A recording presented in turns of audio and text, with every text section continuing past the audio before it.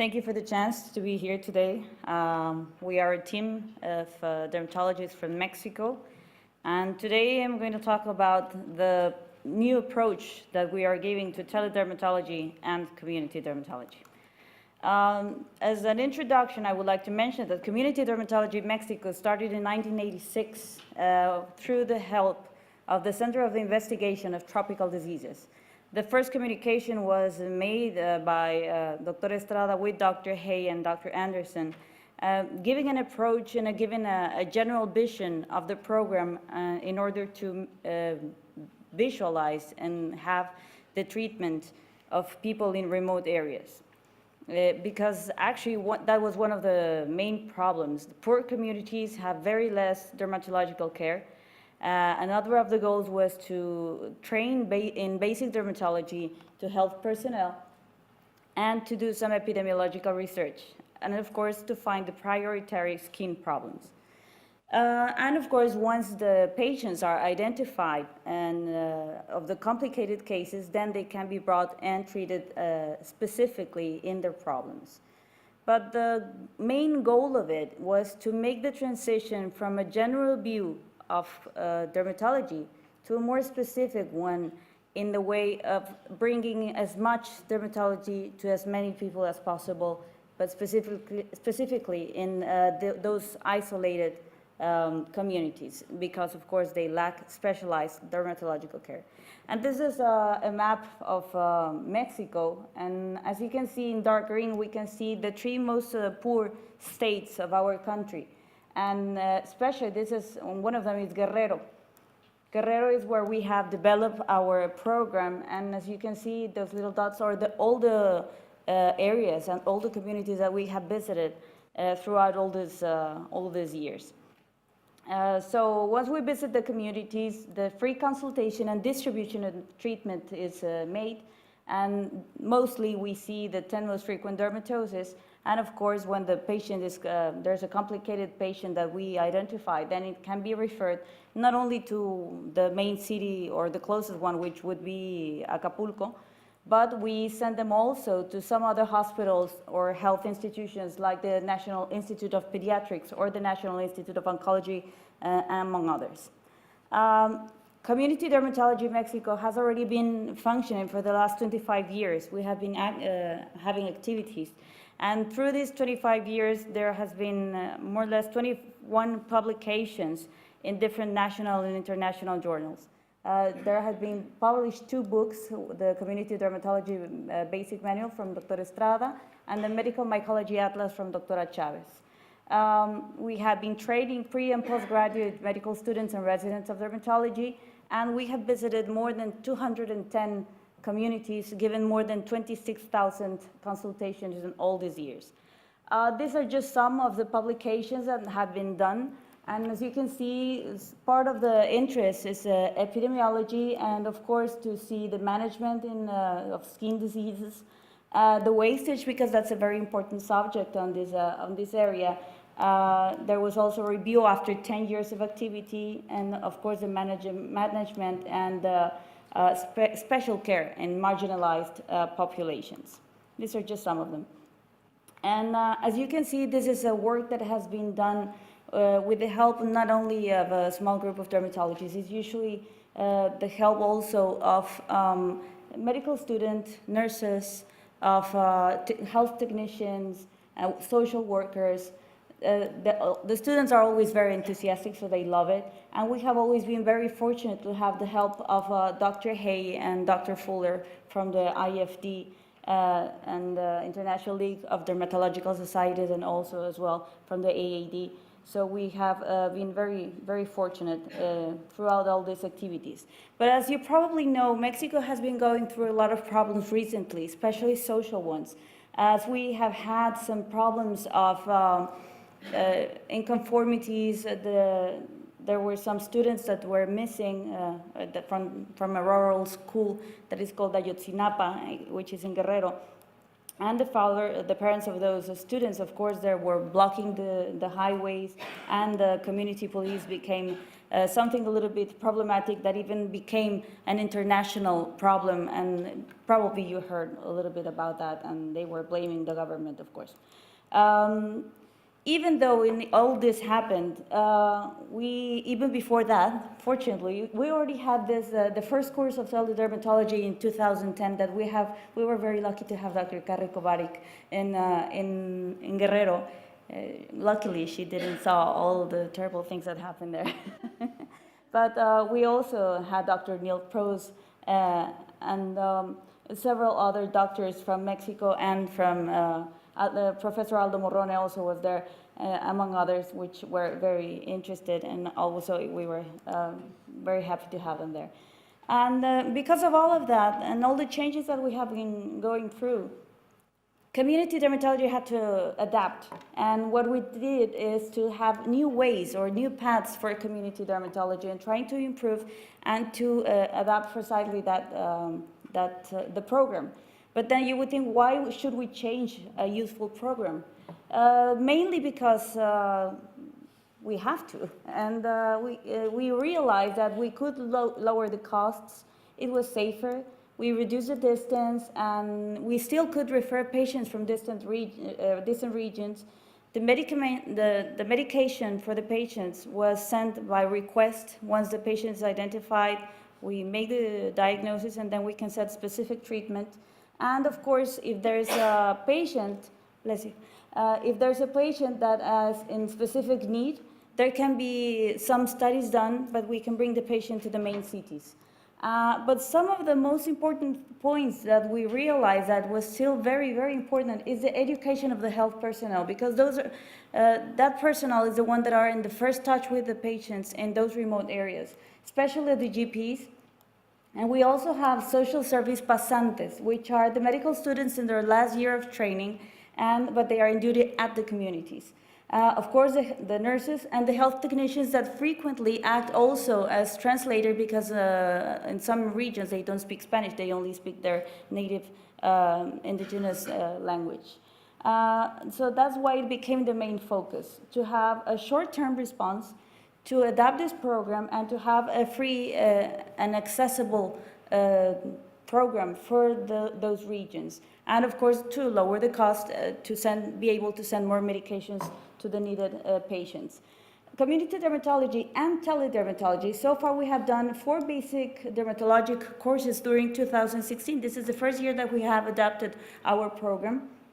And we reached 22 health centers through the telemedicine system, which is from the main hospital in Acapulco. And then we can reach the different regions, including hospital, clinics, and medical units, which sometimes the ones that are in mobile medical units also are called to the main area where the signal is available.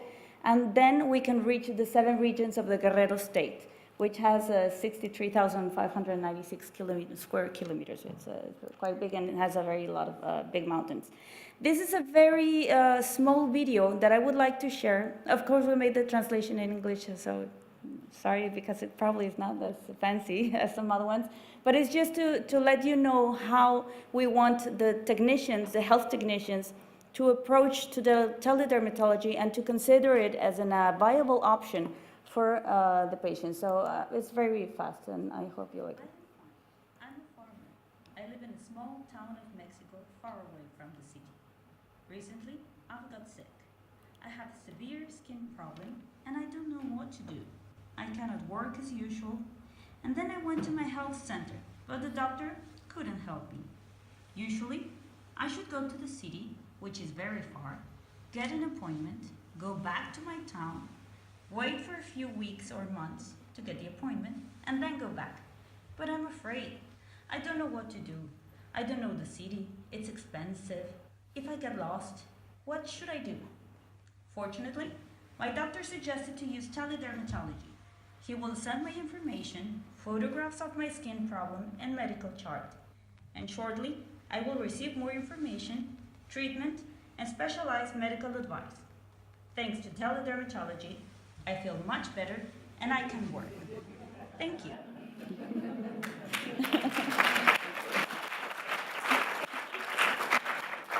It's very simple. I hope you like it. Well, including the course that we make, that was especially for making the GBs and the technicians to have the course and to encourage them to have this training. We have reached so far 1,198 personnel, from which all of them are 546 are GPs, 279 were nurses, and 373 were health technicians.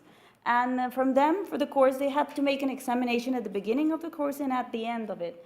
And fortunately, most of them approved in 66.6% after the course, which was very nice, because the minimum grade to approve was 7 out of 10. So it was not that bad. I think they did a very good job. And something that called our attention, it was that health technicians had a very good approval, as well as physicians and some of the nurses, more or less, but they did good also.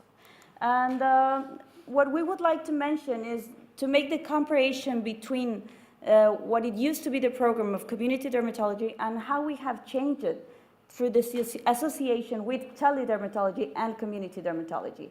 Before, in 1 year, more or less, we used to train 240 personnel at the communities visiting the different regions. This time we reached 1,198, as you saw. It's more or less the same number of courses, even in before. It used to be from 4 to 6 courses, and now it's only 4. We used to treat between 480 and 500 patients, but they all included general dermatological problems, and only 3 to 5% were identified as complicated patients, and then they could be referred. Now with teledermatology, 50% of the referred patients are complicated or difficult cases. They are better identified and very specifically. And the general medicine problems are identified and treated in their communities without the need of having the wastage of time and the visitation to the communities. So, and another advantage that we saw is that the treated patients encouraged others to seek medical attention through teledermatology, with a very good news. It's very nice because when we give the presentations at the hospital, which some of them are in Acapulco or Chilpancingo, which are the cities that are at the center of the state, are the main cities of the state. And at the same time, by streaming, the conference is given to another small health centers like Tasco or some other areas like Chilapa or different health areas. Some of the auditoriums in Chilpancingo, and that we could get a lot of patients and technicians and everything.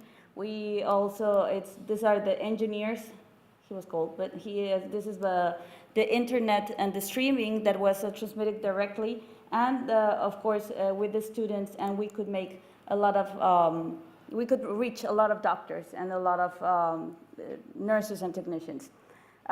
One of the goals now is to focus on the continuous medical education, to have a wider approach.